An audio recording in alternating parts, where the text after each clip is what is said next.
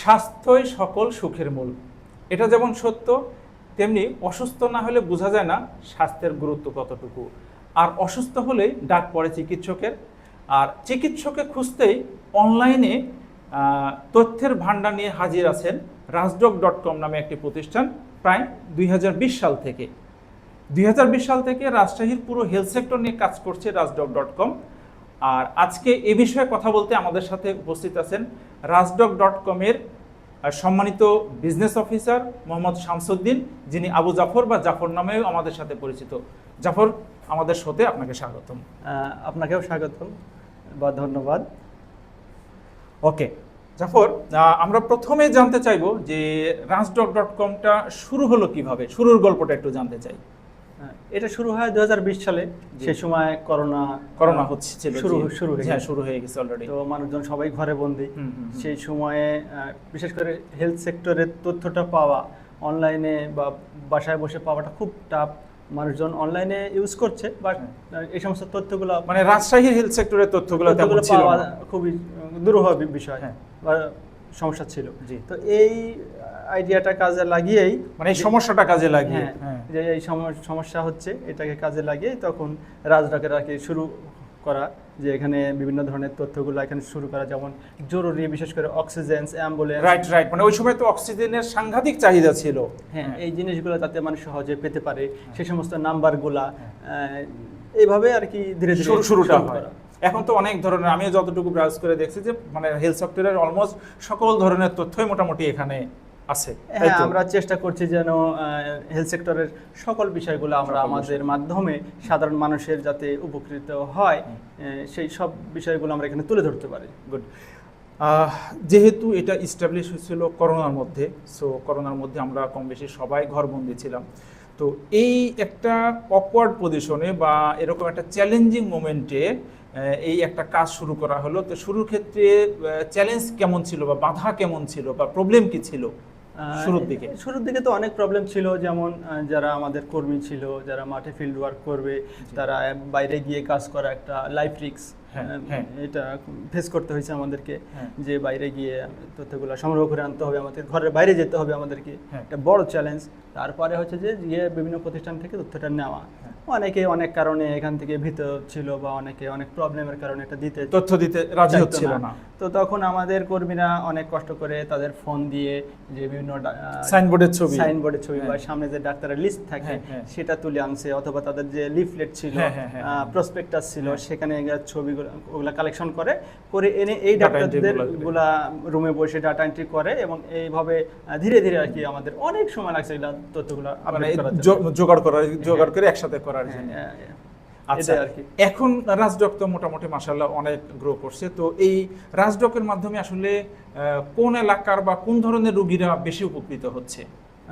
আসলে বেসিক্যালি সবাই উপকৃত হচ্ছে, সাধারণত সব ধরনের মানুষেরই হয়। কারণ আমাদের কাছে যে ডাটাটা আছে, আমরা অ্যানালাইসিস করে যেটা দেখি যে সব জায়গা থেকে মানুষ আমাদেরকে ব্রাউজ করে, বিশেষ করে রাজশাহী বিভাগের সমগ্র এলাকা থেকে ব্রাউজ করে, পুরো রাজশাহী বিভাগটা স্পেশালি রাজশাহী বিভাগ। তবে সাধারণত বেসিক্যালি মানুষের উপকার হয় যারা রিমোট এলাকা থেকে আসে, অনেক দূর থেকে আসবে, তাদের সারাদিনের একটা প্রস্তুতি থাকে, একটা রোগী নিয়ে এসে আবার তাকে দেখানোর পরে চেক আপ থাকে, সেটা করে আবার তাকে সেই দিনে ফেরত যাওয়ার জন্য যে একটা প্রস্তুতি, বিরাট একটা প্রস্তুতির বিষয় থাকে।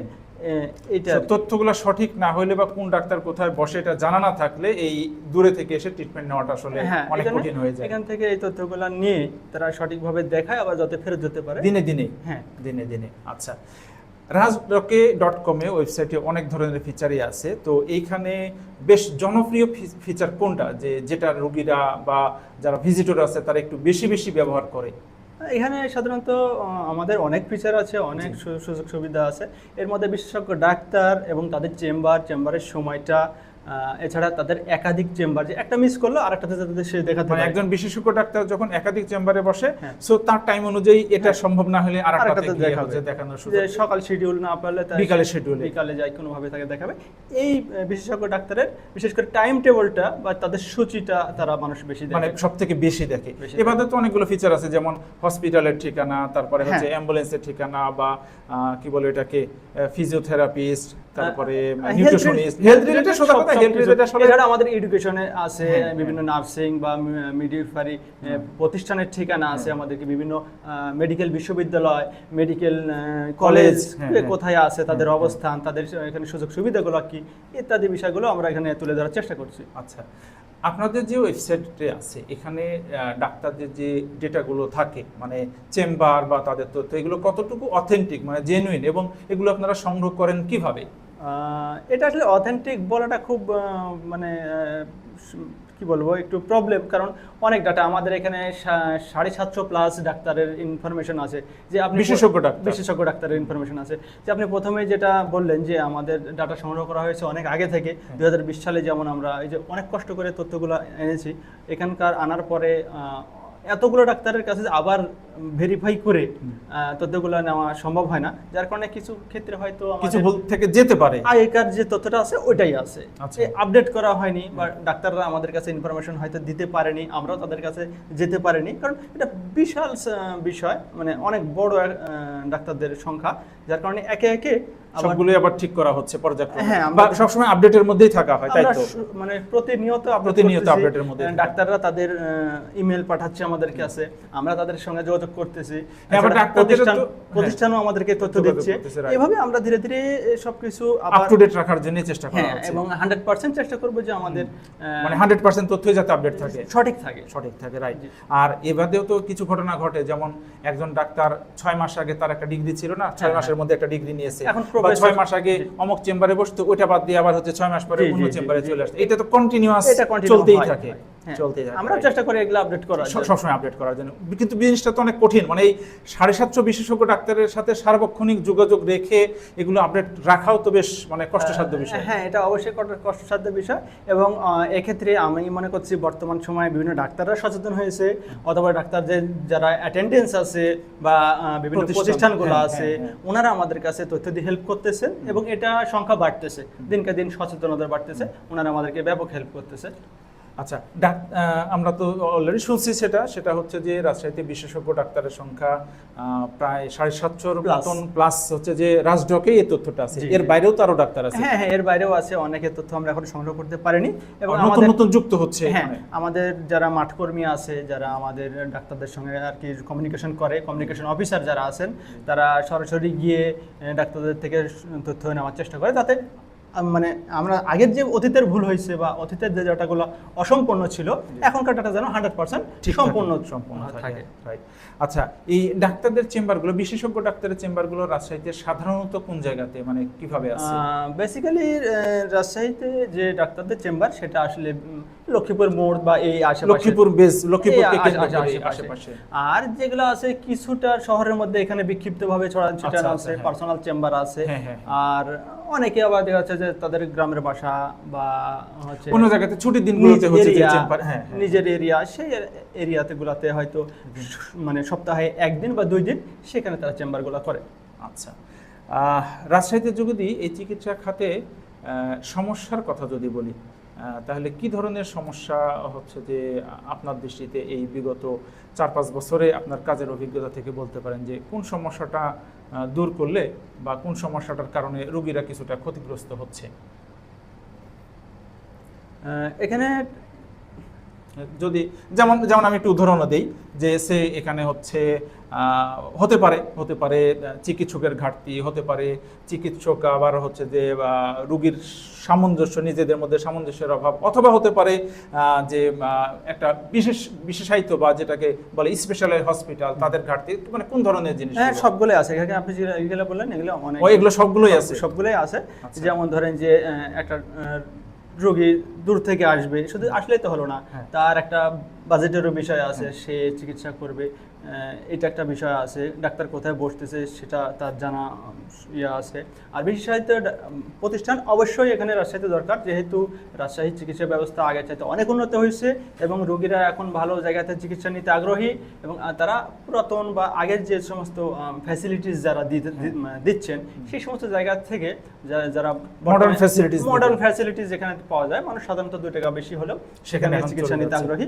বিশেষ করে যদি রাজশাহীতে শিশু হাসপাতাল হয়, এটা তো আছে, আমরা অলরেডি জানি যে একটা ছোট, এটা এখনো চালু হয়নি, মানে মানুষ সীমিত আকারে সুবিধা হতো। আছে, হ্যাঁ। হতে পারে এখানে যে হার্ট ফাউন্ডেশন, হ্যাঁ। যদিও খুব রিসেন্ট চালু করছে, হ্যাঁ। হার্ট ফাউন্ডেশন, কিডনি ফাউন্ডেশন, লিভারের লিভার উপরে ফাউন্ডেশন আছে, right, হ্যাঁ। ইত্যাদি যদি চক্ষু হাসপাতালও একটা আছে মনে হয় হ্যাঁ বেসরকারি ভাবে। রিসেন্ট চালু হয়েছে, এই ধরনের জিনিসগুলো যদি হয় যে প্রত্যেকটা বিষয়ে বিশেষজ্ঞ। বিষয়ের উপরে আলাদা আলাদা প্রতিষ্ঠান এবং খুবই মানসম্পন্ন, যেমন আই হসপিটাল আমি বলতে পারি এটা মানসম্পন্ন, হার্ট ফাউন্ডেশন এটাও খুবই যথেষ্ট মানসম্পন্ন, ঢাকার মানের, বা তার চাইতে ভালো মেশিনারিজ এখন কাজ করতেছে। তো এই ধরনের মানসম্পন্ন যদি প্রতিষ্ঠানগুলো আগায় আসে বা একটা সবকিছু মিলে যদি একটা প্রতিষ্ঠান হয়, নতুন প্রতিষ্ঠান হয়, রাজশাহী মানুষকে ভালো সেবা দেয়, তাহলে রোগীরা এই জায়গা থেকে ভালো উপকৃত হতে পারে। রাজশাহীর গ্রাম অঞ্চলে চিকিৎসার অবস্থা কেমন? রাজশাহী বা তার আশপাশের এলাকার মানুষজন এখনো বর্তমানে সচেতন হচ্ছে, তবে বেশিরভাগ চিকিৎসাই হচ্ছে তাদের এই যে কি বলে মানে ফার্মাসিস্ট, মানে গ্রামের ওষুধের দোকানদার যেটাকে বলে, ওষুধের দোকানদার নির্ভর, মানে ওরাই ডাক্তার, ওখানে ডাক্তারই বলা হয় আর কি তাদেরকে। তো এই ডাক্তাররা যেটা বলে সে অনুযায়ী চিকিৎসা নেয়, এবং এখানে ম্যাক্সিমাম ক্ষেত্রে ভুল চিকিৎসা হয়, হওয়ার পরে অনেকের সমস্যা, জটিলতা তৈরি হওয়ার পরে তারা শহরে আসে। এটা একটা বড় প্রবলেম। আর আমি দর্শকদের উদ্দেশ্যে বলবো যে সাধারণত আপনারা চেষ্টা করবেন যে 2 টাকা খরচ করে হলেও, যদি অসুখটা আপনার কাছে একটু বেশি মনে হয়, যে আপনি এসে একটা প্রয়োজন হলে আপনি আউটডোরে মেডিকেলেই ট্রিটমেন্টটা নেবেন, তাহলে আপনারা যে নিজে থেকে ওষুধ খাওয়ার চাইতে একজন বিশেষজ্ঞ ডাক্তারের চিকিৎসা নেওয়া অনেক বেটার হবে আপনাদের জন্য। মানে নিজে থেকে ওষুধ খাও অথবা এই গ্রামের কোয়াক বা হাতুড়ে ডাক্তারের থেকে ওষুধ খাওয়ার থেকে অন্তত কষ্ট করে, মানে টাকা যদি না থাকে তাহলে প্রয়োজন হলে রাশে আউটডোরে দেখাতে হবে, আর যদি সম্ভব হয় তাহলে যে কোনো একটা জায়গাতে ভালো একটা ডাক্তারের শরণাপন্ন হওয়াটাই বুদ্ধিমানের কাছে হবে। ভালো পয়েন্ট। সর্বশেষ একটা গুরুত্বপূর্ণ প্রশ্ন, মানে আমরা এই শোতে কম বেশি সবার জন্যই করে থাকি, যে রাজশাহীতে যেহেতু প্রচুর ইয়াং জেনারেশন এখানে অবস্থান করে, সো এই ইয়াং জেনারেশনের একটা কমন দাবি সবসময় থাকে যে আমরা কোথায় কাজ করব, কোথায় কাজ পাবো। তো হেলথ সেক্টরেও কেমন কাজের সুযোগ আছে এখানে? এই আপনি জানেন যে রাজশাহীতে আসলে কয়েকটা সেক্টর, আমাদের এডুকেশন, হেলথ, এই দুটো সেক্টরে বেশ মানে আমাদের আয়ের যে উৎসগুলো তার মধ্যে এগুলো একটা মানে বড় গুরুত্বপূর্ণ ভূমিকা পালন করে। তো এখানে বিশেষ করে আগে যেমন ছিল, এখন বিশেষ করে বেসরকারি যে সমস্ত প্রতিষ্ঠানগুলো হয়েছে এবং হচ্ছে, রানিং অনেক প্রতিষ্ঠান আসতেছে যেখানে শিক্ষিত মানুষজনের প্রয়োজন আছে এবং মানে ভালো মানের শিক্ষিত মানুষের প্রয়োজন আছে।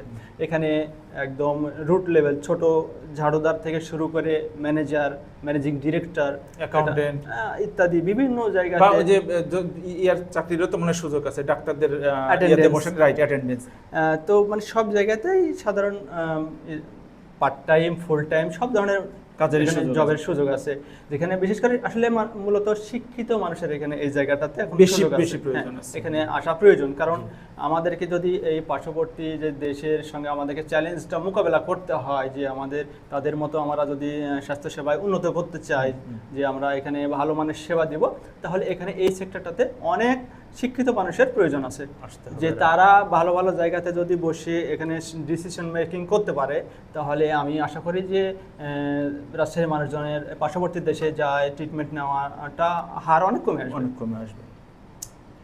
প্রিয় দর্শক, স্বাস্থ্য বিষয়ে রাজশাহীর যে বিষয়গুলো আমরা আলাপ করলাম, এর থেকে যদি আমরা সংক্ষিপ্ত করি তাহলে যে বিষয়টা দাঁড়াচ্ছে যে রাজডক বিগত 4 বছরের উপরে রাজশাহী হেলথ সেক্টর নিয়ে কাজ করছে, এবং এই হেলথ সেক্টরে স্পেশালি রাজশাহী শহর এবং শহরের বাইরে যেমন পার্শ্ববর্তী জেলাগুলো বা কুষ্টিয়া, ভেড়ামারা, চুয়াডাঙ্গা, সিরাজগঞ্জ, পাবনা ইত্যাদি এই জায়গাগুলোর একটা বড় সংখ্যক লোকজন রাজশাহীতে চিকিৎসার জন্য, সুচিকিৎসার জন্য বা উচ্চতর চিকিৎসার জন্য এসে থাকেন। তো এই এলাকার লোকজনদের ট্রিটমেন্টের জন্য রাজশাহীতে একজন বিশেষজ্ঞ ডাক্তার কোথায় বসেন, কখন বসেন, তার চেম্বার কোথায় ইত্যাদি তথ্যগুলো পাওয়া তাদের জন্য ক্ষেত্রে বিশেষে অনেক কঠিন হয়ে যায়। আর এই কঠিন কাজটাকে সহজ করার জন্য রাজডক কাজ করে যাচ্ছে প্রায় সুদীর্ঘ 4-5 বছর ধরে। আর পাশাপাশি আর একটা গুরুত্বপূর্ণ বিষয় এসেছে, সেটা হলো যে আমরা যারা কাজ খুঁজছি বিভিন্ন সেক্টরে, তার ভিতরে এই হেলথ সেক্টরেও প্রচুর কাজের সুযোগ এখানে রয়েছে। সো আর এখানে আসলে এডুকেটেড পারসন যত বেশি আসবে, এই হেলথ সেক্টরের মানটা আরও উন্নত হবে, আমাদের পার্শ্ববর্তী দেশ বা দেশের বাইরে রোগী যাওয়ার সংখ্যা কমে যাবে এবং এখানে হচ্ছে চিকিৎসার ব্যবস্থার মানটা দিনে দিনে বাড়বে। এটা হচ্ছে আশার কথা। তো দর্শক, সুস্থ থাকুন, ভালো থাকুন সবাই।